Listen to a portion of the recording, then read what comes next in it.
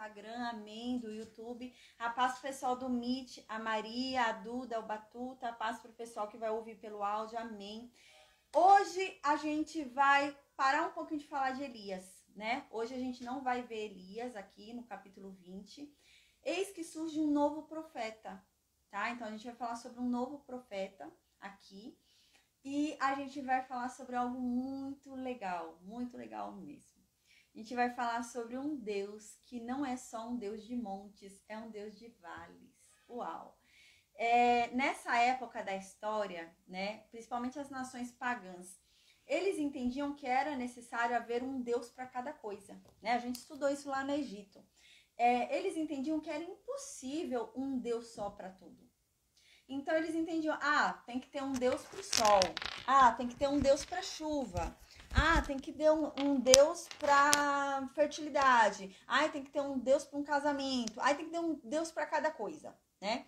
E isso vem de uma raiz pagã, tá? Então tudo isso vem vindo daquela raiz pagã que entende que é necessário subdividir o serviço. Então, eles entendiam que há uma divisão de serviços entre vários deuses. Então, cada deus é deus de uma coisa. E era assim que eles entendiam. Isso depois a gente vai estudar mais pra frente, que isso acabou indo também para Igreja Romana, né? A Igreja Romana acabou pegando essa não tô conseguindo falar a palavra. Acabou pegando essa religião pagã de Roma quando se nossa, hoje tá difícil. Quando se cristianizou, né? Meu Deus, tá difícil hoje. Então, e isso aconteceu também com Roma, né? Então, na verdade, não foi Roma que virou cristã, né? Mas o cristianismo é que virou romano, né? Então, a gente vai estudar isso mais pra frente na história, depois ali, né, nos mártires, quando a gente for estudar ali os apóstolos. E aconteceu isso também, porque você vê os santos, né, que foi vindo da igreja romana, você vê os santos. Existe o santo para cada coisa, né? E vem vindo dessa ideologia pagã. E eles entendiam isso, tinha que ter um Deus para cada coisa. Era igual lá no Egito, né? Um Deus para cada coisa, um Deus para cada coisa. E hoje a gente vai ver isso. Hoje tem esse pensamento aqui. Deus vence uma batalha e eles vão dizer, Deus venceu a batalha porque ele é um Deus de montanhas. Então, toda batalha que houver em montanhas, ele vai vencer, porque ele é o Deus das montanhas. Então, ele é o Deus que montanha é dele. Então, tudo que acontece na montanha é ele que decide. Então, vamos agora para o raso, vamos agora para a planície, né? Vamos sair da montanha, vamos lutar agora na planície, vamos lutar no vale. E então, eles veem que ele também é Deus de vale. Uau! Então aqui eles descobrem que, na verdade, né, o Deus de Israel é Deus de montanha, é Deus de vale, é Deus de tudo. Uau! Não é assim, não há uma divisão, né? Ele é um Deus único de tudo, sobre tudo, né? Não há nada que você não possa pedir a ele, que não seja do alcance dele, que não seja dele, né? Uau! E hoje a gente vai falar sobre isso. A gente vai falar também sobre Acabe, meu pai, esse Acabe é uma desilusão, né? A gente vai falar sobre Acabe hoje, mais uma vez. Esse homem não aprendeu nada. Ele viu o que ele viu, né? Ali com Elias, né? Fogo descendo do céu, consumindo ali o altar de Deus. E ele não aprendeu nada, a gente vai ver isso. E hoje ele vai pisar na bola com Deus. A gente vai ver que ele vai pisar na bola com Deus, tá? E a gente vai ver o surgimento aí de um profeta, a gente vai falar um pouquinho sobre esse profeta também, tá bom? O capítulo de hoje é bem longo, né? São 40 e poucos versículos, mas ele é muito simples, gente. Então a aula é bem rápida, tá? Não é demorada não, porque é um capítulo bem simples de se estudar. A paz, Cida, seja bem-vinda. Então, gente, o louvor que a gente ouviu hoje é o único, tá? O nome de Marcos Teles. Eu vou orar agora e a gente vai começar então a estudar o capítulo 20, tá? Como eu disse, é um capítulo longo, mas ele é muito simples, então não tem erro não, vai ser rapidinho, tá bom? Amém. Meu Deus, obrigada, Pai. Obrigada por mais um dia. Obrigada pelo teu amor, pela tua graça, pela tua misericórdia. Meu Deus, vem, fala conosco, se revela a cada um de nós. Manifesta a tua verdade sobre nós. Traz clareza, meu Deus, sobre a tua palavra. Tira de cada um de nós todas as dúvidas. Que seu Espírito Santo venha sanar, meu Deus, nossas questões. Que venhamos a compreender a tua mensagem, Pai. Que venhamos a guardá-la, Pai, em nosso coração. Que venhamos a ser transformados por ela. Que venhamos a andar na tua luz, nos teus caminhos, na tua direção, que venhamos a cumprir os teus preceitos, os teus mandamentos, as tuas ordens, que venhamos a te agradar nessa terra, Pai, que venhamos a ser obedientes, que venhamos, meu Deus, a honrar o teu nome, meu Deus, não queremos envergonhar o nome da família que recebemos, que venhamos a ser Cristo nessa terra, Cristo na vida dos outros, Pai, que venhamos a praticar a compaixão, a misericórdia, a graça, que venhamos, meu Deus, a ser auxiliadores dos nossos irmãos e não julgadores, Pai, amém. Que o Senhor nos use de forma poderosa, Pai, para o teu reino, que, meu Deus, o Senhor derrame sobre nós intrepidez, ousadia, Pai, para que a tua palavra corra sem obstáculos, Senhor, que a tua mensagem chegue a todos, Senhor, em nome de Jesus. Meu Deus, que a sua palavra, Senhor, flua de uma forma natural, de uma forma genuína, de uma forma maravilhosa e que alcance a todos, meu Deus, e que todo aquele que ao ouvir, que se entregue a ti, seja convencido da tua verdade, Senhor, amém. Meu Deus, que o seu Espírito Santo venha nos inundar, que o Senhor venha com teu fogo e nos purifique, nos limpe, meu Deus.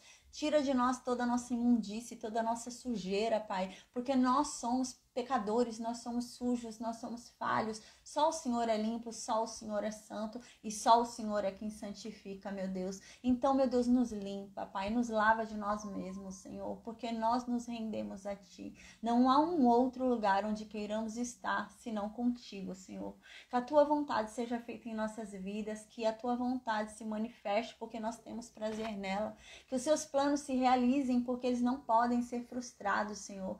Que o Senhor, Pai, em nome de Jesus, derrame sobre nós da tua misericórdia e da tua graça e que a sua bondade nos siga todos os dias das nossas vidas, que o Senhor nos proteja de todo o mal, que nada nos falte, que o Senhor supra todas as nossas necessidades, Pai. Em o nome de Jesus, amém. Amém, amém, amém, amém. Glória a Deus, amém, amém. Gente, então eu vou começar no versículo 1. Eu vou tentar hoje ser mais objetiva. Hoje é aniversário do meu marido, eu quero aproveitar um pouquinho com ele. Ele chegou do trabalho agora há pouco. Ai, meu Deus, quase que cai aqui o Instagram. Ele chegou agora há pouco do trabalho, eu quero aproveitar um pouquinho com ele. Então, vamos começar? 1 Reis, capítulo 20, tá? 1 Reis, capítulo... Obrigada, Duda, amém. 1 Reis, capítulo 20, o que aconteceu? Lembra? A gente lembra que veio vindo naquela pegada, né? A seca, 3 anos e meio de seca, Elias voltou, Elias orou, né? A gente lembra, vamos lembrar um pouquinho, vou fazer bem resumão aqui. A gente lembra que estavam 3 anos e meio de seca lá, porque Elias havia orado, né? A paz o assolua, a Bíblia diz, né? Claramente que a seca não era uma vontade de Deus. A Bíblia diz isso muito claro, né? Tanto que Elias fala, segundo a minha palavra não vai chover, segundo o que eu tô dizendo não vai chover. Elias, ele era tão fiel a Deus que ele não ousou falar que Deus mandou ele dizer que não ia chover. Geralmente um profeta, quando chegava, ele falava, assim Deus diz. A gente vai ver isso hoje aqui, vai vir um profeta falar com a Acabe, ele vai falar assim, Deus diz o seguinte, assim o Senhor diz. Deus manda dizer, né? Então o profeta sempre chegava assim. Só que a questão é que Elias não estava falando o que Deus mandou dizer, porque Deus não tinha falado nada para Elias, que não ia chover. Tanto que a Bíblia diz, né, no livro de Tiago, diz assim, né, no primeiro livro de Reis, quando fala ali, né, acho que é no capítulo 17, 18, quando fala que Elias chega, né, até Acabe e fala, ó, não vai mais chover, Acabe segundo a minha palavra, né? Ele diz, segundo o que eu tô dizendo, não vai chover. Não é Deus que me mandou falar, eu que tô falando, né? Então ele não é mentiroso, Deus não mandou ele falar nada mesmo, né? Mas a paz, Adriano, a Bíblia diz, né, no livro de Tiago, que ele orou para Deus.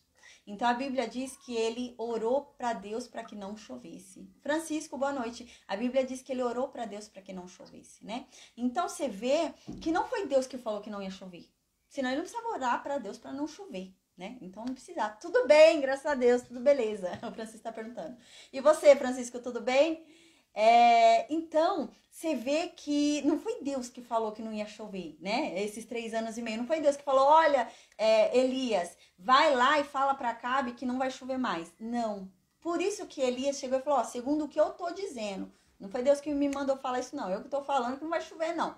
Porque o meu Deus não vai deixar chover. E ele foi e orou, Deus não faz chover, Deus não faz chover, Deus, eu falei que o Senhor não vai deixar chover, então não faz chover. E ele foi orar para Deus, né? E é isso que a Bíblia diz. Então Elias foi lá e orou para Deus não mandar chuva. Então você vê que o não mandar chuva, a seca, não era um propósito de Deus. Não era um plano de Deus. Não foi Deus que mandou Elias fazer aquilo, né? Era um plano de Elias.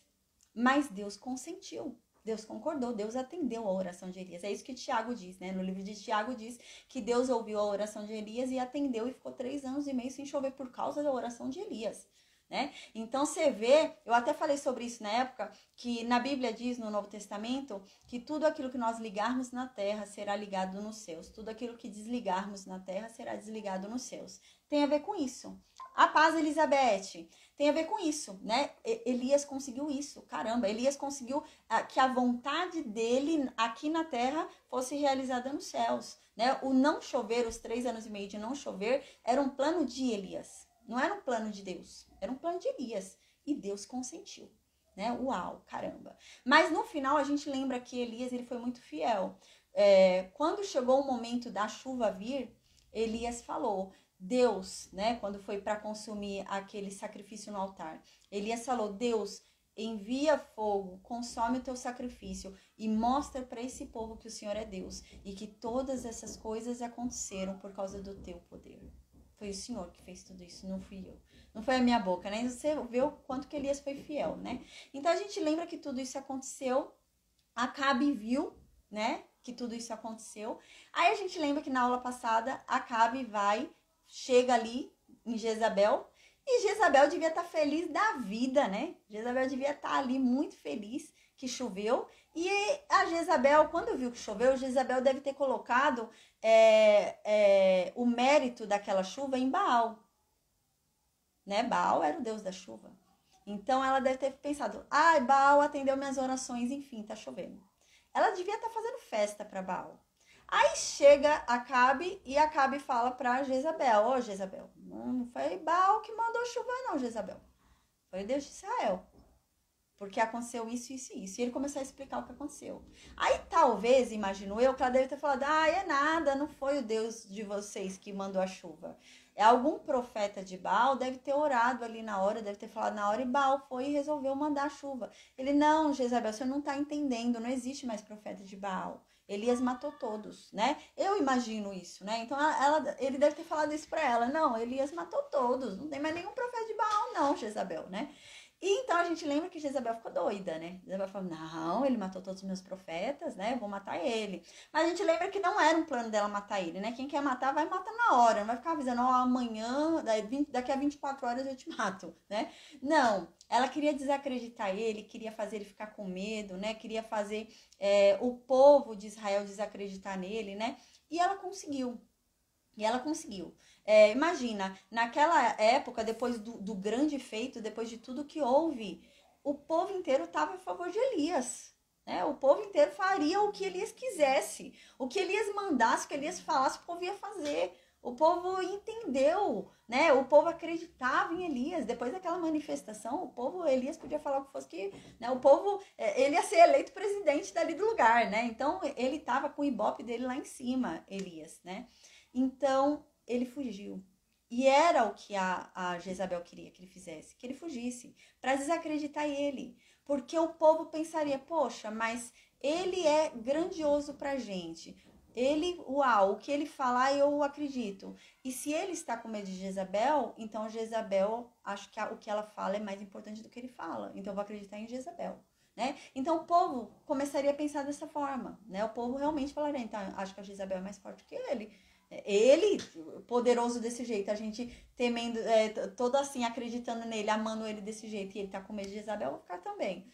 Então, a gente lembra que Deus veio, né, e deu uma lição ali para Elias, uau, Deus trabalhou no psicológico ali de Elias, Deus trabalhou ali nos traumas de Elias, né, foi mexendo ali naquela depressão dele e tal, uau. Deus começou a ensinar para Elias que não é do jeito do Elias, né, é do jeito de Deus, é do jeito que Deus quer, uau. Então, a gente lembra que o capítulo anterior terminou Deus falando que ia mandar justiça. Deus falou, Elias, eu vou mandar justiça. Eu já estou escolhendo uma pessoa para ficar no lugar de Acabe. Acabe vai sair do poder. Eu não vou deixar a descendência dele reinando, não. Eles não merecem. Eu tô vendo tudo, né? Eu já tô erguendo uma pessoa lá na Síria para vir e derrotar Israel. Eu tô vendo uma pessoa em Israel para entrar no trono no lugar de Acabe. E eu tô vendo um profeta no teu lugar também, Elias. Já que você tá cansado, né? Então a gente lembra que tudo isso aconteceu, tá? Então agora no capítulo 20, o que vai acontecer? A gente não vai mais ver Elias, tá? A gente vai ver Elias mais pra frente. Mas agora no capítulo 20 não, tá? Então no capítulo 20 a gente não vai falar sobre Elias, não vai falar sobre Eliseu. Eis que surge um novo profeta, tá? Então a gente vai falar sobre um novo profeta aqui. No versículo 1, então diz, né, que depois dessas coisas, né, passado isso, que eu acabei de resumir aqui, o rei lá da Síria, Ben-Hadad, a gente observa ao longo da Bíblia que muitos reis da Síria são chamados de Ben-Hadad.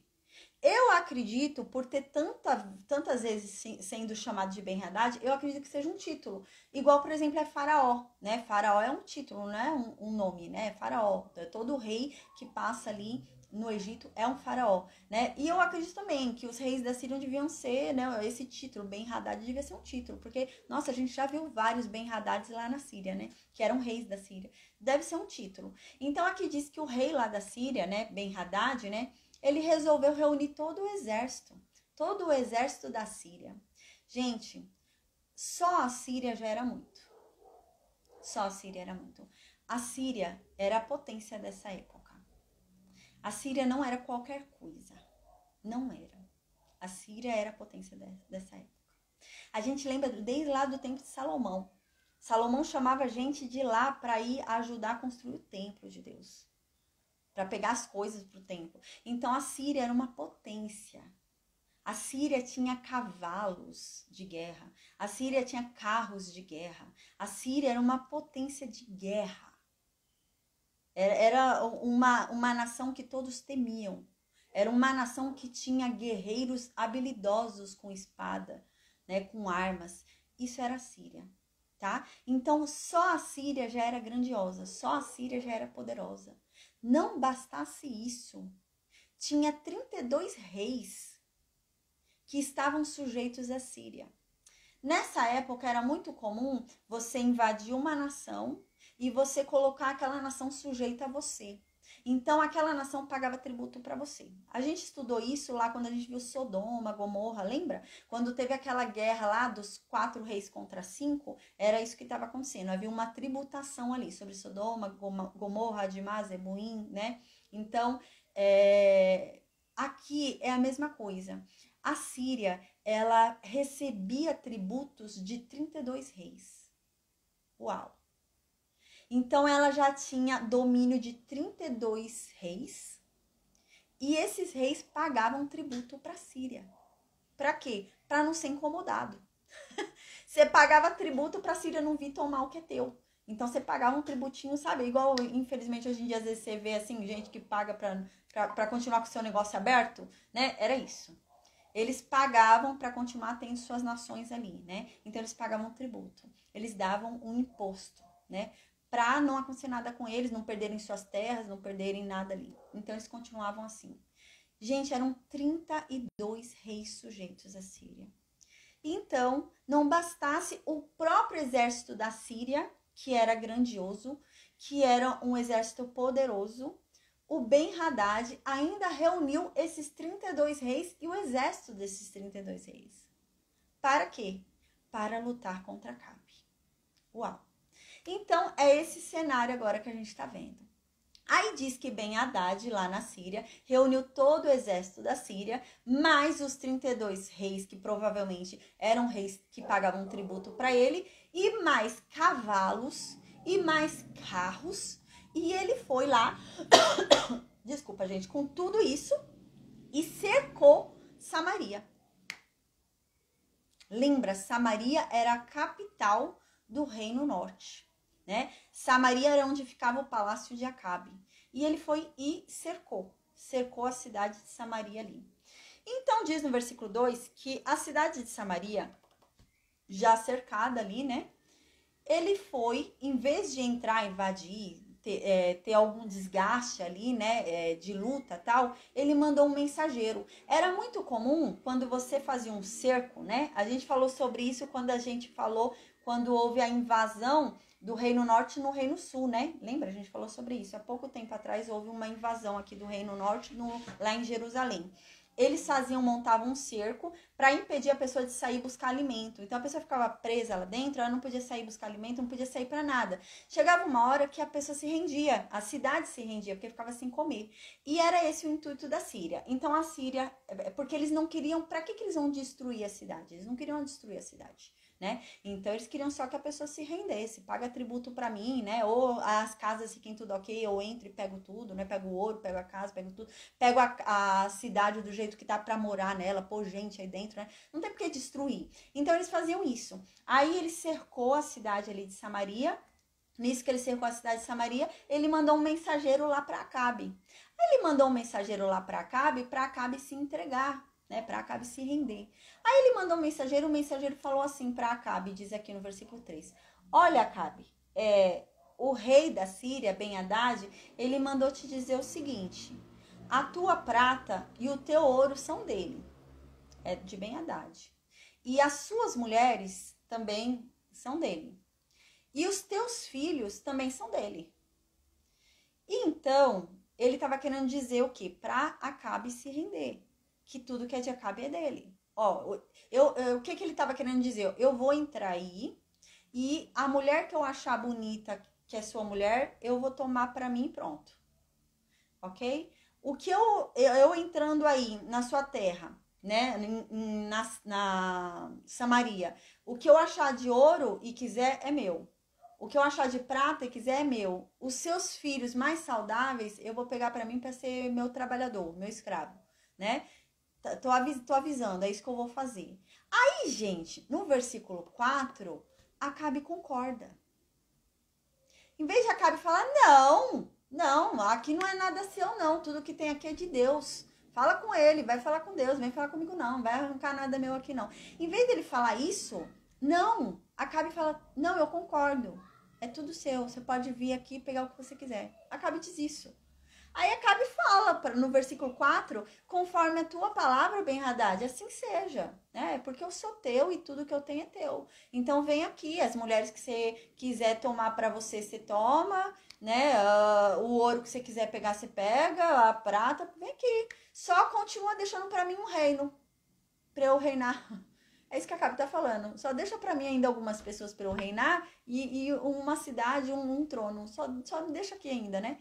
Acabe provavelmente deve ter pensado que era uma tributação, né? Ele deve ter pensado, eu acho que Ben-Hadad tá falando que vai invadir a gente e que agora nós vamos ser tributáveis também. A gente vai ter que pagar tributo lá pra Síria. E eu tô concordando, tá bem, eu pago tributo pra Síria, né? Talvez isso que o Acabe tenha pensado, né? Ele não deve ter falado, vem aqui, toma tudo que é meu. Ele deve ter pensado isso. Porque ele não ia querer perder o trono, né? Ele não quer ser um rei sem um reino, né? Então, eu acredito que ele deve ter pensado ali que era uma tributação.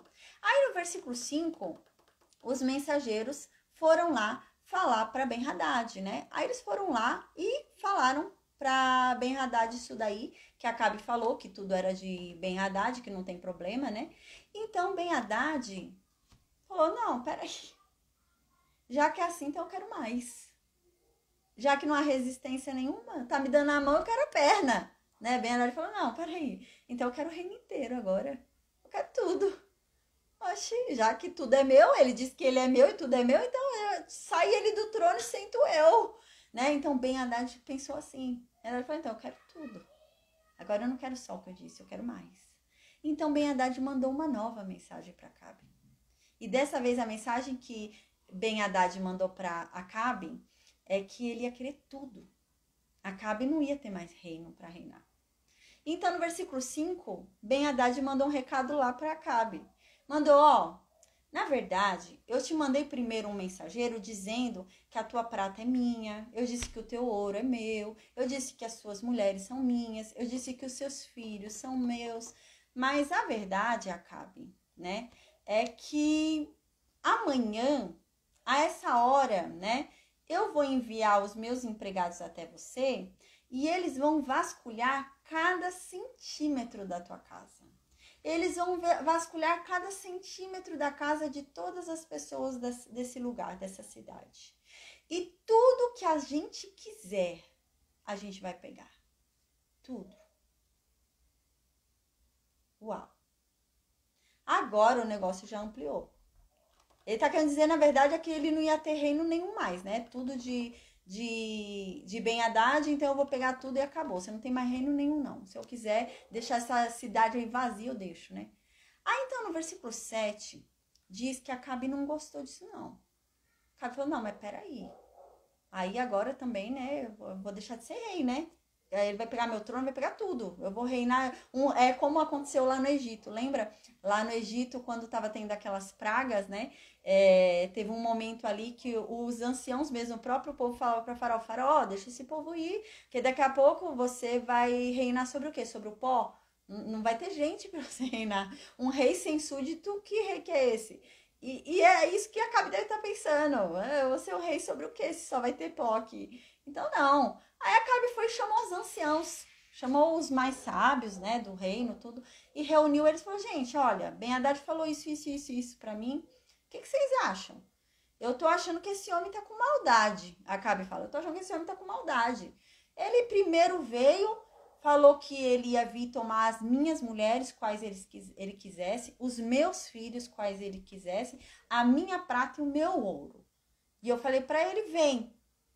Aí agora ele já tá dizendo que não é só mais os meus, que ele quer pegar também de todo mundo. Ou seja, ele vai me deixar sem nação, né? Além dos meus, vai pegar também de toda a nação, vai pegar todo mundo, eu não vou ter mais ninguém para reinar, né? Ele não tava preocupado com as pessoas, tá, gente? Ele não tava preocupado com as pessoas, né? Porque senão você vai pensar assim, tá, ó, e Acabe que preocupadinho, né? Que vai tomar a mulher do camponês ali, né? Tá nada preocupado com a mulher do camponês. Ele tava preocupado de não ter em quem ele mandar. Ele tá preocupado de não ter súdito. Aí se eles vierem quererem pegar toda a população como escravo, ele vai mandar em quem? Vai ser rei de quem? De ninguém, do pó, né? A preocupação de Acabe era essa. Não é que ele tá preocupado com o povo, não. Aí então os anciãos ouviram, né? E falaram pra Acabe, Acabe, não faz o que ele tá dizendo, não. Não aceita isso não, viu? Aí então, né, diz que... Por isso disse aos mensageiros de Ben-Hadad, né? Então, aqui diz que Acabe mandou uma mensagem para Hadad como resposta. E falou o seguinte para Hadad, é o seguinte, quando você mandou o seu primeiro servo, eu consenti, né? Não tem problema. Com relação à primeira proposta, eu deixo você vir e tomar de tudo o que é meu. Mas com relação à segunda resposta, não. Isso eu não posso atender. Do meu povo, do povo que são meus súditos, que eu mando, que eu governo, não. Você não vai tomar nada. Né? Porque a preocupação dele era esse, né? Será que vai sobrar alguém para eu reinar? E então, quando Ben-Hadad ouviu isso, Ben-Hadad ficou doido. Aí Ben-Hadad diz aqui no versículo 10, né? Que Ben-Hadad mandou de novo mensageiros, né? Para Acabe. E ele falou assim para Acabe. Olha, é o seguinte, Acabe. Que os deuses me matem se eu não destruir agora Samaria. Eu não ia destruir Samaria, mas agora eu quero. Eu quero reduzir essa cidade a pó. Antes eu ia deixar até as pessoas vivas. Eu até ia pegar ouro, prata, as mulheres. Eu ia até pegar alguns escravos, deixar vivos. Mas agora eu vou matar. Que Deus me mate se eu não destruir todo mundo aí. Tacar fogo em tudo e destruir tudo. E olha, eu te falo, viu? Eu vou destruir vocês aí com um exército mais tão grande, que cada soldado vai poder levar um punhado da terra na mão e essa cidade vai desaparecer. Então, no versículo 11, diz assim, Acabe mandou uma resposta para Ben-Hadad. E Acabe diz assim para Ben-Hadad, pelo mensageiro, né? Mandou um mensageiro lá para falar para Ben-Hadad. Não se gabe quem se cinge das armas, como aquele que as descinge. Isso era um ditado, um provérbio nessa época. Como hoje é, por exemplo, não conte com os ovos antes da galinha botar. É nesse nível. né? Não fica contando com algo antes que aconteça, né? Não conte vitória antes da vitória, né? Nesse sentido, foi isso que a Acabe tá querendo dizer. Eu até lembrei aqui de uma cena, existem algumas vezes que você assiste, já aconteceu isso em Olimpíadas, essas coisas. A pessoa tá para vencer, aí a pessoa começa a levantar a mão assim, feliz da vida, e perde. Aí passa outro na frente dela e ela perdeu. Ela ia ficar em primeiro lugar, foi comemorar, perdeu, né? E é isso que a Acabe tá falando pro cara. Então, não comemora a vitória antes do tempo. Não comemora. E então, no versículo 12, diz que quando Ben-Hadad recebeu a resposta de Acabe, dizendo que não era para ele comemorar a paz deles, não era para comemorar antes do tempo, diz que ele, Ben-Hadad, estava bebendo com os outros 32 reis lá, lembra? Eles estavam bebendo ali no cerco, né? Estavam fazendo um cerco ali em Samaria, e eles estavam bebendo ali nas barracas que eles tinham montado no cerco, né? Então, na hora que ele ouviu isso, Acabe falando isso que não era para ele se sentir antes da vitória, ele deu ordem para os soldados dele. Ele falou assim, se arrumem que a gente vai atacar essa cidade aí. Se arrume aí, coloque em posição de batalha que a gente vai invadir essa cidade. Ele bebendo, né? Ele bêbado. Que o cara tá falando que eu tô dando a vitória antes do tempo. Aí no versículo 13 diz que enquanto isso estava acontecendo, eis que um profeta surge e vem falar com Acabe. Que profeta é esse? Gente, não sei. Não sei. Mais pra frente a gente vai ouvir falar sobre um profeta, acho que é Miqueias, acho que é Miqueias. Mais pra frente, uns capítulos mais pra frente a gente vai ouvir falar sobre esse profeta. É ele aqui? Não sei. A Bíblia não diz pra gente qual profeta é esse, tá? Então eu não sei, gente, qual profeta que é, tá? Mas não é Elias, tá? É um outro profeta. A gente lembra que ainda tinham profetas, né? Obadias deixou 100 profetas salvos, né? Ele escondeu 100 profetas. E agora os profetas devem ter voltado, né? Devem estar andando pela cidade de novo, né? Então, aqui no versículo 13, um profeta surge. Aí esse profeta vem lá falar com Acabe. Esse profeta chega lá em Acabe e vai lá e fala para Acabe. Acabe, eu tenho uma mensagem de Deus para você. E lembra como que tá a situação aqui? Há um cerco lá fora. E lá dentro Samaria tá presa. Lá do palácio, Acabe podia ver a multidão. Acabe podia ver todos aqueles soldados, todas aquelas pessoas acampadas ali para invadir Samaria.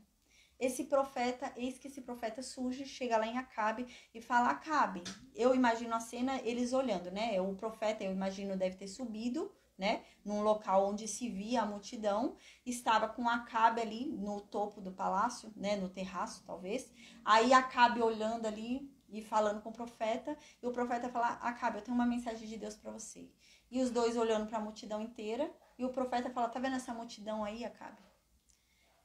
Essa multidão vai ser entregue para você hoje. Deus vai entregar em suas mãos. E Deus vai fazer isso para que você saiba que Ele é Deus.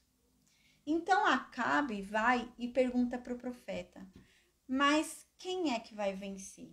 Por quem é que Deus vai entregar? Quem é que vai vencer a batalha? Quem vai ser o guerreiro, né? Glorioso? Quem é? Quem é o vencedor? Então o homem respondeu, pelos moços dos príncipes das províncias. O que isso significa? Pelos moços dos príncipes das províncias. Gente, tá falando que é pela ralé. Tá dizendo que é pelos servos dos príncipes das províncias. Ou seja, quem vai vencer são os insignificantes da nação. Entendeu? Os insignificantes, aqueles servos, os empregados dos príncipes é que vão vencer. Não são os príncipes que vão vencer. São os empregados que vão vencer. É isso que está falando o profeta. Então, Acabe fala, tá bom, mas quem vai começar a guerra? Então o profeta diz, você, Acabe, você vai começar a guerra. Uau! Então no versículo 15 diz que Acabe começou a erguer as mangas e correr atrás. Então ele começou a fazer a contagem dos moços dos príncipes das províncias, para separar todos eles. São eles que vão vencer a batalha, então eu vou chamar eles. Ele começou a fazer a contagem de todos e chamar todos para a batalha, os servos dos príncipes. E quando ele fez a contagem, eram 232 homens. Só 232 homens. E o outro exército numeroso. e eram 232 homens. Aí depois disso ele foi e contou todos os guerreiros que não eram os servos dos príncipes das províncias. E ao todo, os outros guerreiros deu 7.000. Gente, não chegava nem perto. A gente vai ver que é muita gente, é muito mais que esse número aqui que eles tinham do outro lado, muito mais. De morto, a gente vai ver a princípio só 100.000. Imagina, aqui é 7.000, lá tinha 100.000 mortos. Imagina quanto ainda não tinha vivo. Então era um número muito maior que tinha a Síria, né? E ainda com 32 reis ali, amigos ainda tributáveis ali. Então, ele contou 7.000 homens de guerra e mais os 232 que eram os que Deus falou que vão vencer. Aí no versículo 16 diz que Acabe reuniu todo mundo e saiu meio-dia. Aí Ben-Hadad bebia muito esse Ben-Hadad, né? Tava bebendo de novo, né? Aí ele tava bebendo de novo, se embriagando de novo, né? Já fazia 24 horas ali só na bebida. Aí ele bebendo de novo, né? Nas tendas. E diz, né? Que ele e os reis estavam ali bebendo, né? Os 32 reis também estavam ali bebendo. Aí então diz que os moços dos príncipes das províncias saíram primeiro de Samaria. Foram eles os primeiros a sair dos portões ali da cidade de Samaria. E diz que Ben-Hadad havia deixado espias na cidade, ao redor da cidade, para ver se eles iam sair por algum buraco, por algum portão, né, por algum esconderijo, se alguém ia sair da cidade. Então, Ben-Hadad deixou espias ao redor ali de Samaria, e esse espia viu esses 230 e poucos homens saindo. Esses servos, né, esses moços dos príncipes das províncias. Ele viu esses 200 e poucos saindo. Então ele correu, esse espia, e foi lá avisar para Ben-Hadad, né? E falou, ó, estão saindo uns homens lá de Samaria. Bastante gente aí, né? E Ben-Hadad, quando soube disso, Ben-Hadad estava tão confiante, estava se achando tanto, Ben-Hadad, que Ben-Hadad falou o seguinte, olha, não importa para mim se eles estão vindo para fazer guerra ou se eles estão vindo para fazer paz. Não me interessa se eles querem fazer acordo ou se eles querem guerrear. Deixa eles vivos, não precisa matar não. Deixa eles vivos que depois eu vou ver o que eu vou fazer com eles. Olha a confiança desse homem, né? Ele tava se achando muito, né? Ele tava bêbado ali e tudo. E ele falou, não precisa matar eles não, deixa eles vivos, depois eu vejo o que eu faço com eles. Era uma confiança enorme. É bem o que a Acabe falou, né? Não se ache antes do tempo, não conte a vitória antes do tempo. Aí no versículo 19 diz, né, que então os moços dos príncipes da cidade saíram. E o exército foi indo atrás deles, né? Porque Deus havia dito que quem ia vencer seriam esses moços dos príncipes, né? Os mais insignificantes. E atrás vinha o exército. Aí no versículo 20 diz que eles foram, gente, e feriram cada um o seu adversário. Eles mataram todo mundo que entrou à sua frente e foram matando. E de tal forma foi o terror ali que o Reino Norte colocou na Síria, que os sírios começaram a fugir. Você lembra, né? Os sírios eram um reino poderoso. E ainda tinha ali junto com eles 32 reis. E eles começaram a fugir de medo de Israel, do Reino Norte, né? E o Reino Norte começou a perseguir eles fugindo, né? Mas diz que Ben-Hadad conseguiu escapar. Ele pegou o cavalo ali e conseguiu fugir com alguns cavaleiros. Aí no versículo 21 diz que Acabe saiu, né? E feriu os cavalos, feriu os carros, né? Feriu os sírios com um grande estrago, né? Então eles fizeram um grande estrago ali na Síria, para o rei da Síria. Então no versículo 22 diz que o profeta, depois disso, terminado, eles tiveram vitória, tá?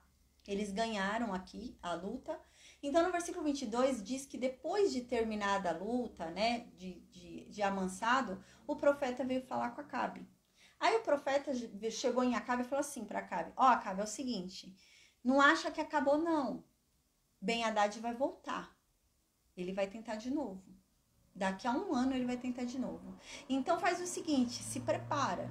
Prepara o teu exército, se cuidado, tá?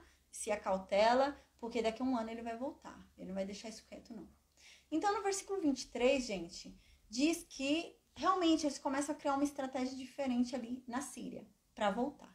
Então, chega lá, os servos da Síria chegaram lá para o rei, para Ben-Hadad, e falaram para Ben-Hadad, ó, rei, eu estava pensando, eu acho que a gente perdeu essa guerra porque o Deus de Israel, o Deus lá do Reino Norte, é Deus de montanha. A gente lutou com eles na montanha. A gente lutou com eles em cima do monte. Então, era o território do Deus deles. Mas se a gente lutar com eles no raso, se a gente lutar com eles no vale, se a gente lutar com eles na planície, aí eles perdem. Porque o Deus deles é Deus só de montanha. O Deus deles é só Deus de monte. Então, no vale eles vão perder. Era muito claro, gente, para eles, a gente observa que essa vitória foi sobrenatural. Muito, muito claro. Era muito claro. Como assim? Um cara com 7.230 e poucas pessoas venceu um exército de mais de 500 mil. Era muito claro. Isso foi algo sobrenatural. Foi Deus. E isso até a Síria tinha noção. A Síria tinha noção disso. Não, foi o Deus deles que fez eles vencerem. Porque é impossível vencer da gente. A gente com carro, com cavalo, e eles venceram? Que isso, né? Então eles tinham essa consciência. Mas eles pensaram o quê? Não, eu acho que eles venceram porque o Deus deles é de montanha. Mas vamos lutar agora no baixo, no raso, na planície, que aí o Deus deles não é forte. Aí a gente ganha deles. Então foi essa a desculpa deles. No versículo 23 diz isso. Diz, os servos do rei da Síria disseram para ele, né? Ó, seus deuses são deuses dos montes, né? Os deuses do rei Acabe, do reino norte. Então, por isso que eles foram mais fortes do que nós, né? Mas se a gente lutar contra eles num campo raso, numa planície, né? Com certeza a gente vai vencer. Porque a gente é num número maior que eles. É impossível, como que eles vão ganhar da gente? A gente é não sei quantas vezes maior que eles. Aí no versículo 24, o rei falou, tá bom, tá certo. Vamos fazer isso então, né? Então façam dessa forma. Aí então diz, ó, e mais uma coisa, rei. Em vez de colocar os reis na frente, vamos colocar os soldados na frente. Porque a gente colocou os 32 reis na frente para lutar. E na hora ali do desespero, os reis vão correr pela tua vida, não vão dar vida pela morte ali, né? Não vão lutar até a morte, né? Os reis vão fugir. Então ele falou, em vez de colocar os reis na frente da batalha, vamos colocar os capitães. Porque eles vão dar a vida deles pela guerra. Coloca os capitães na frente. Aí no versículo 25, porque a gente lembra que começaram a fugir, né? Então essa impressão que dá pra gente, né? Quando falou da outra vez que a Síria começou a fugir, essa impressão que dá. Os reis ficaram com medo e começaram a fugir, né? E aqui diz, então põe os capitães primeiro, que eles não vão fugir. Realmente, eles vão pra guerra para dar a vida pela guerra. No versículo 25, então, diz, e forma, então, Ben-Hadad, outro exército. Outro exército igual esse, né? Pega o mesmo número de cavalo, pega o mesmo número de carro, o mesmo número de pessoas, monta tudo igual. E faz isso. Luta no raso, luta na planície, coloca acabei de receber uma mensagem ali, me perdi. Coloca os soldados, os capitães na frente, né? E a gente vai vencer. Forma outro exército e assim vai dar tudo certo. E a gente vai ser mais forte do que eles e vai vencer. Então diz aqui que Ben-Hadad deu ouvidos para eles, né? E fez isso. Aí passou um ano. Passou um ano, então Ben-Hadad foi lá, fez a revista nos soldados, viu se estava tudo certo, falou, vamos para a guerra, vamos lá atacar o Reino Norte. Então ele foi lá e subiu até Afec, diz, para pelejar contra Israel, num lugar plano ali, num lugar que fosse um lugar raso, não havia montanha. Ele falou, agora a gente vence, porque o Deus deles é só Deus de montanha. Então no versículo 27 diz que Acabe não foi pego de surpresa, lembra? O profeta já havia avisado. Então Acabe foi lá e também passou uma revista ali nos soldados dele, nas pessoas que estavam ali, né? E foi vendo se estava tudo certo ali, né? E diz que a figura era a seguinte. Uau! Diz que quando você olhava, a planície estava cheia dos sírios e dos aliados dos sírios, cheia. Você olhava aqui, tinha um negócio enorme, cheio. E desse outro lado tinha 2 bolinhos. Que nem 2 bolinhos de cabra. Aqui diz, tinha 2 pequeninhos rebanhos, 2 bolinhos, que eram os soldados do Reino Norte. Que eram os soldados de Acabe. Era esse o nível da guerra. Ben-Hadad olhou aqui e falou, tá moleza, né? Tá moleza. Aqui lotado, né? Cheio. Falou que mal se via a terra. Você não conseguia enxergar a terra de tanta gente que tinha desse lado da Síria. Desse outro lado, 2 bolinhos pequenininhos, parecia 2 pequenos rebanhos de cabra. Era o reino norte, era o reino ali de Acabe. Então diz aqui no versículo 28, né, que eles ficaram parados de frente um para o outro, né? Então aqui ficou acampado a multidão da Síria e aqui os 2 bolinhos do reino norte, e os 2 de frente um para o outro. E diz então no versículo 28, chegou o profeta. Eis que o profeta chega para Acabe e fala assim para Acabe: olha, Acabe, é o seguinte, porque os sírios disseram que eu sou Deus de montanhas e eu não sou Deus de vale. É por isso que eu vou entregar essa multidão inteira nas tuas mãos, para que você, Acabe, e o seu povo saiba de uma vez por todas que eu sou Deus. Uau! Uau! A gente vê aqui várias coisas extraordinárias. Primeiro, Deus não está entregando os sírios àquela multidão porque Acabe merece. Não é por isso. Mas é porque eles falaram que Deus não era Deus de vale. E por eles terem duvidado de Deus, é que Deus vai entregar. Não é porque Acabe merece, não é porque Acabe é bom, né? Outra coisa que a gente observa aqui, gente, você percebe que o reino norte ainda não havia se convencido de que Deus é Deus. E Deus, ele é tão misericordioso, é tão gracioso, que ele ainda está com paciência de continuar mostrando, né? Uau, que paciência é essa de Deus, caramba. Se é a gente não tem essa paciência toda, não. Deus ainda está com paciência de querer mostrar, né? Às vezes a gente fica tão sem paciência e fala, eu não posso obrigar ninguém a me amar, tá bom, né? Mas não, gente, olha a graça de Deus, o que é isso? Deus nessa paciência ainda tentando mostrar para eles quem ele é, para ser amado por eles, porque eles ainda não entenderam. Uau, Deus é extraordinário, né? Então aqui deixa muito claro que eles ainda não estavam convencidos. E Deus diz, eu vou fazer isso também para provar para vocês perceberem de uma vez por todas que eu sou Deus. Vocês ainda estão o quê em dúvida com Baal? Vocês ainda estão em dúvida do quê? Vocês ainda não entenderam quem eu sou? Caramba! Aí no versículo 29 diz, gente, que eles ficaram 7 dias assim. 7 dias aquela multidão desse lado e duas bolinhas aqui do Reino Norte. E 7 dias, um de frente para o outro, olhando um de frente para o outro. Então diz que no 7º dia a briga começou. Aí então diz que os filhos de Israel, o pessoal ali do reino de Acabe, o pessoal do Reino Norte, feriram os sírios.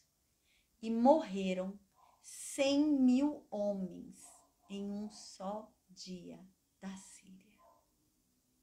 Uau! 2 bolinhos. Eram 2 bolinhos aqui. E eles mataram 100.000 homens. A gente lembra quando Acabe contou o exército, era 7.000, né? 100.000 homens. Caramba. Então no versículo 30 diz, né, que o restante começou a fugir. Eles ficaram com medo ali de Israel, né? E começaram a fugir ali, fugiram da cidade de Afeca. E quando eles estavam fugindo, o muro da cidade caiu sobre eles. E o muro matou 27.000 homens. O muro da cidade. Uau! Então diz que Ben-Hadad estava morrendo de medo.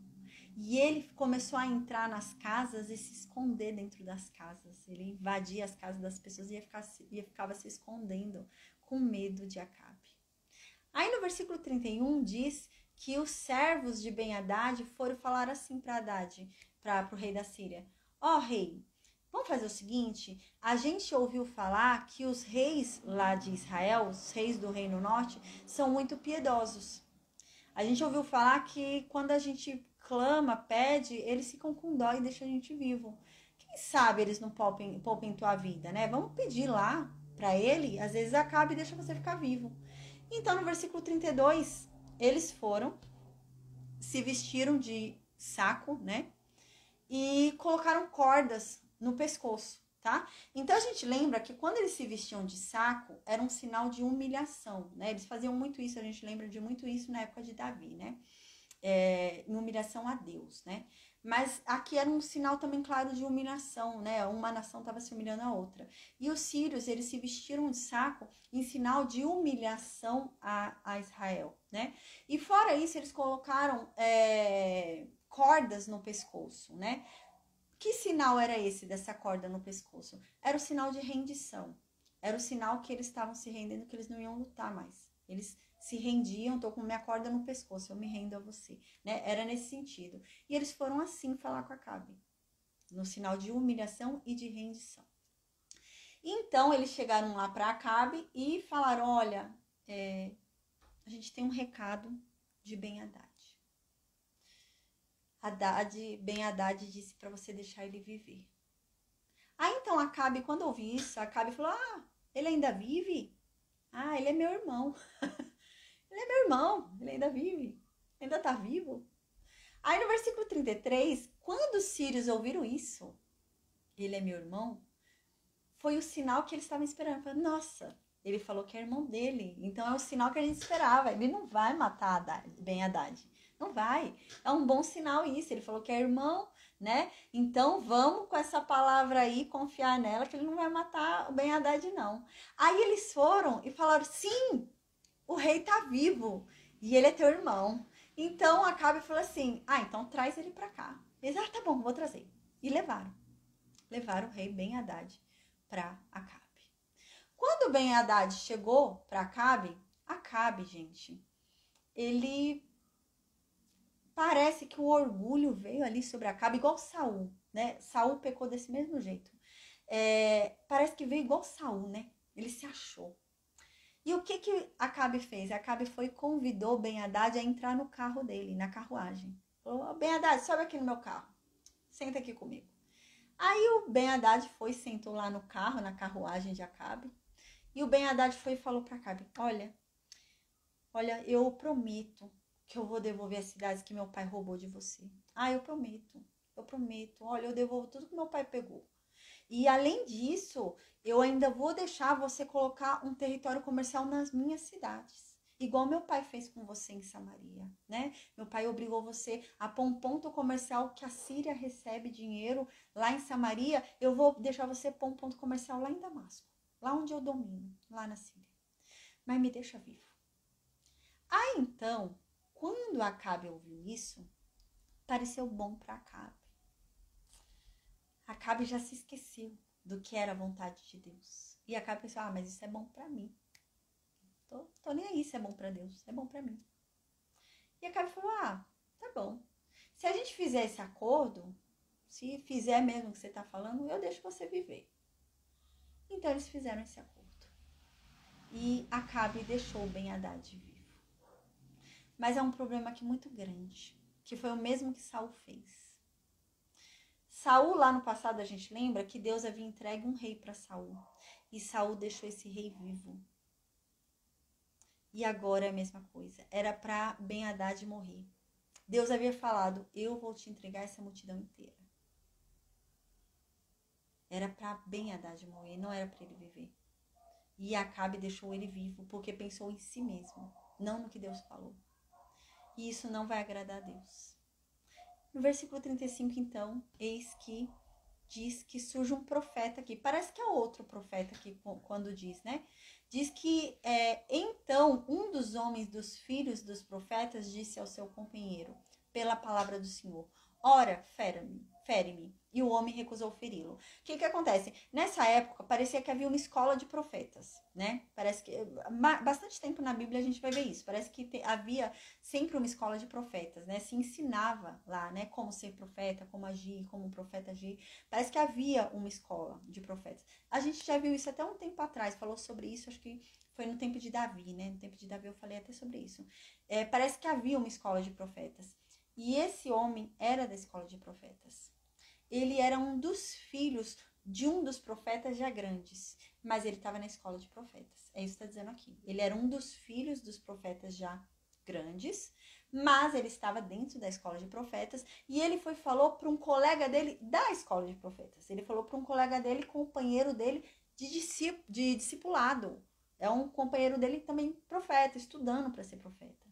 E ele chega para esse amigo dele e fala para o amigo dele, olha, me bate. E o amigo dele fala, não, eu não vou bater em você. Não vou fazer isso não. Ele ficou com medo, né? A gente tá aqui estudando para ser profeta, eu vou bater em você, não vou fazer isso não. Aí no versículo 36, esse profeta que pediu para outro bater no rosto dele falou, olha, porque você não obedeceu à voz de Deus e não quis me bater, quando você se afastar de mim, um leão vai te ferir, um leão vai te matar. E como ele disse, aconteceu. Quando esse cara que não quis bater nele se apartou dele, um leão foi e matou ele, né? Aí no versículo 37, né, diz que esse profeta encontrou um outro companheiro dele, encontrou um outro cara, né, um outro discípulo, né, uma outra pessoa ali que estava no discipulado. E ele falou para esse outro, ora, me bate, né? Eu acho que esse já devia ter sabido o que aconteceu com o outro, né? Aí ele foi, deu um tapão tão forte que até machucou, né? Então acho que ele deve ter ficado sabendo o que aconteceu com o outro, que ia bater até para machucar. E diz que ele bateu de tal forma que até machucou, até feriu, né? O profeta. Então, no versículo 38, diz que o profeta, agora, né, colocou um disfarce, ele colocou uma roupa disfarçando, escondeu o rosto, né, colocou cinza no rosto, tudo sobre os olhos, escondendo tudo, né. A gente vai ver que ele precisava se esconder, esse profeta, porque Acabe ia reconhecer ele, Acabe conhecia ele, Acabe sabia que ele era profeta, e Acabe não ia ouvir ele. Acabe não queria ouvir ninguém, Acabe não ia ouvir ele, não. Então, talvez possa ser que seja Miqueias, acho que é Micaías, daqui a pouco ele vai entrar na história. Talvez seja ele, porque quando Acabe mais pra frente fala desse profeta, Acabe fala, eu não gosto de chamar ele não, eu nunca falo o que eu gosto, eu nunca falo o que eu quero, eu não gosto de chamar esse cara não, eu não gosto desse profeta não. Tem a ver, pode ser ele aqui, esse daqui que apanhou pode ser ele, tem toda lógica, porque ao que parece aqui quando a gente lê, parece que se ele não fosse disfarçado, Acabe não teria ouvido ele. Essa é a impressão que eu tenho. Acabe só ouviu ele porque ele estava disfarçado. Ele teve que se disfarçar. Então, realmente, agora, esse que tá apanhando, né? Eu acho que não é o mesmo de antes. Esse que tá apanhando é outro. Eu acho que esse que tá apanhando é Miqueias. Né? Eu acho que é Miqueias o nome, Micaías, acho que é Miqueias. Eu acho que esse que tá apanhando agora é Miqueias, eu acho. Porque tem lógica, né? Porque Acabe não gosta de ouvir ele. E ele se disfarçou para ser ouvido. Aí diz então que ele lá disfarçado, né? Não dava para enxergar direito o rosto dele, ele com capuz, tudo, né? Disfarçado. Ele chega bem perto do rei e fica gritando: Rei, meu rei! Ó, eu tava lá na guerra. Eu tava lá na guerra lá com vocês. E então, de repente, eu tava lá na guerra. Aí veio um homem lá na guerra e deixou comigo um prisioneiro de guerra. Ele deixou aos meus cuidados um prisioneiro de guerra e ele falou que era para eu cuidar da vida daquele homem. Que se eu perdesse aquele homem, se algo acontecesse com a vida daquele homem, ia ser a minha vida pela vida dele. Ou então eu deveria dar um talento de prata por causa da minha falta de noção. E ele colocou na minha confiança que é aquele cara, para eu cuidar dele. Aí no versículo 40, ele diz: mas acontece que eu fiquei tão ocupado com outras coisas que eu deixei o cara embora. Ele foi embora. Ele sumiu. E agora, rei? O que eu faço? O cara falou que se eu não tivesse cuidado bem dele, se eu não fizesse o que era para ele, o que ele tinha mandado eu fazer, eu ia morrer. E agora? Então, gente, Acabe vai e fala: meu filho, a sua sentença já está definida. Que seja feito conforme o que você mesmo disse. Você tem que morrer no lugar dele. Você deixou ele embora, então quem tem que morrer... Ele devia morrer, você não matou ele? Então agora quem tem que morrer no lugar dele é você. E Acabe diz isso. Parece muito com o que aconteceu com Davi, né? A gente lembra no pecado de Davi ali com Batseba, Natan quando entra, ele entra assim, né? E Davi que dá a sua própria sentença, né? Uau. E aqui chegou assim, né? Então, quando Acabe fala isso, quando Acabe diz, você já proferiu sua própria sentença, é isso mesmo, você tem que morrer, deixou o cara embora, era para ele morrer, você deixou ele viver, então você morre no lugar dele. Quando Acabe diz isso, o profeta soltou o capuz, limpou o rosto, aí então Acabe reconheceu, não acredito, é você, profeta. Por isso que eu acho que é Miqueias mesmo, eu acho que é Miqueias, ele tá muito parecido com Miqueias, porque a gente vai conhecer Miqueias daqui a pouquinho, E deixa eu ver se é Miqueias, gente. Eu tô na dúvida se o nome é Miqueias ou é Micaías. Eu tô falando aqui, às vezes eu tô falando o nome errado. É só conferir, gente. Ele já vai entrar nesse. É Micaías, o profeta Micaías, tá vendo? Tô falando errado. É Micaías. Gente, e parece mesmo, né? Porque mais pra frente a gente vai ver que esse profeta vai surgir aqui na história. Logo, logo, já tá pra surgir aqui na história. Ele já entra aqui na história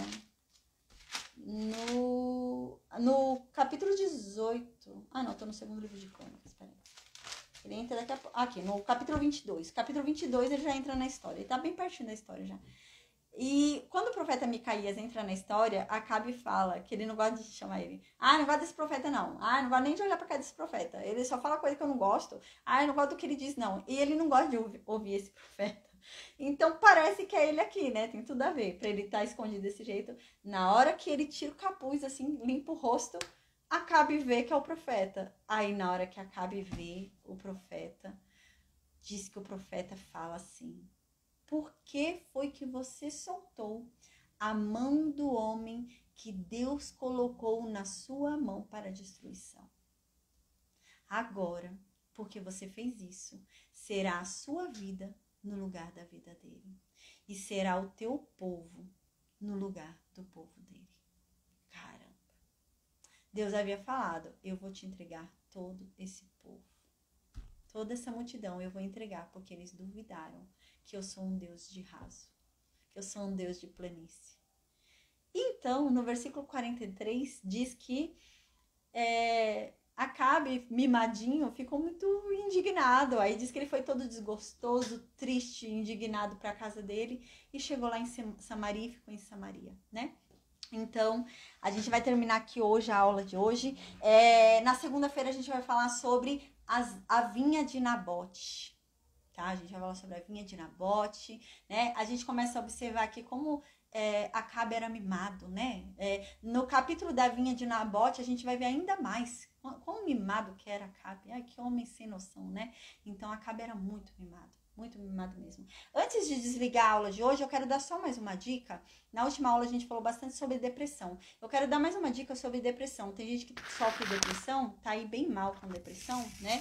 Com pensamentos suicidas, essas coisas. Gente, uma das coisas que eu faço hoje, continuo hoje ainda fazendo, e que me ajuda muito, é não entrar nas redes sociais. Gente, eu não vejo status de WhatsApp, eu não entro em Facebook, Instagram e YouTube. Eu só entro para postar material aqui de estudo bíblico. Agora, eu ficar vendo o que as pessoas postam, eu não faço isso. Não faço. Status de WhatsApp, não faço, sabe?